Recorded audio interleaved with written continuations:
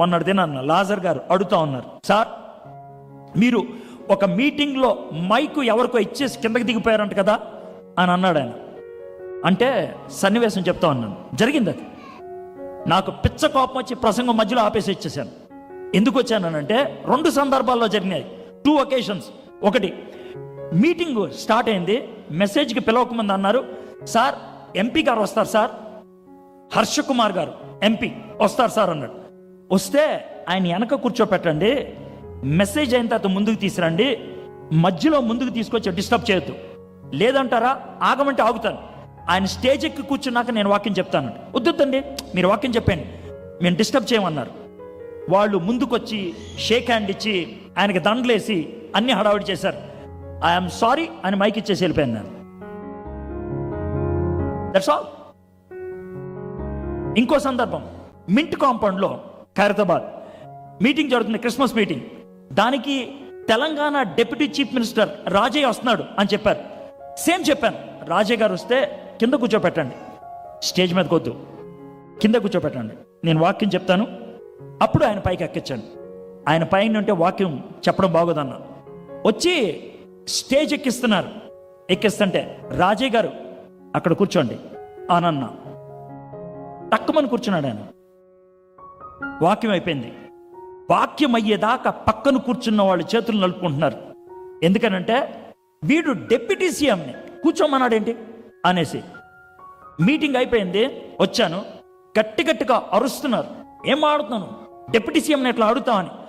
రాజయ్య గారు సైలెంట్గా ఉన్నాడు. ఆయనతో అన్నాను, సార్ ఈ టైంలో మీరు గుర్తుంచుకోవాల్సింది ఒకటి, మీకు పొజిషన్ ఇచ్చింది దేవుడు.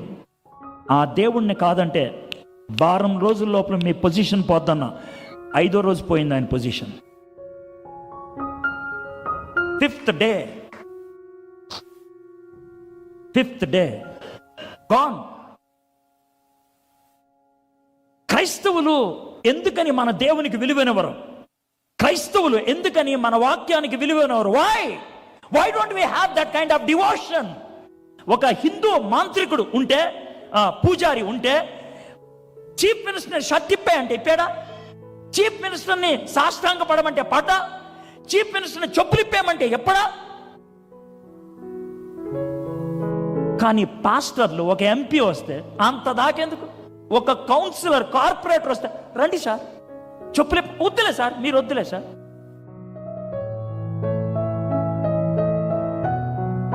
ఏమండి మనకి సిగ్గులేదండి? Don't we have shame?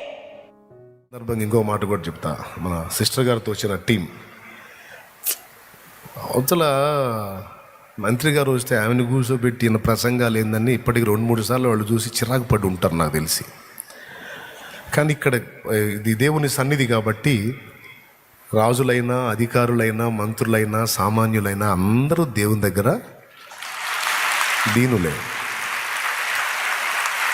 ఇప్పుడు నేను ఆపాను అనుకో, దేవుణ్ణి తృణీకరించినట్టు అయింది. అది నాకు పాపం, అందుకే ఆపలా. మరోలా అనుకోవద్దు, దేవుని స్థానం దేవునిదే. ఆమేన్. ఇప్పుడు మీరు ప్రశాంతంగా ఉండండి, నన్ను తిట్టుకోవాకండి. పాయింట్కి వద్దాం. ఎక్కడొచ్చాగాం? ఇబ్బంది పడుతూ ఉంటారు, అందుకని నేను ఉన్న సంగతి ఓపెనింగ్గా చెప్తున్నా. ఆరోగ్య శాఖ మంత్రివర్యులు విడుదల రజనీ గారు మన మధ్యలో ఉన్నారు. మరి వారు మనకి శుభాకాంక్షలు తెలియజేస్తారు. సమయాన్ని 2 మాటలు అప్పగిద్దాం.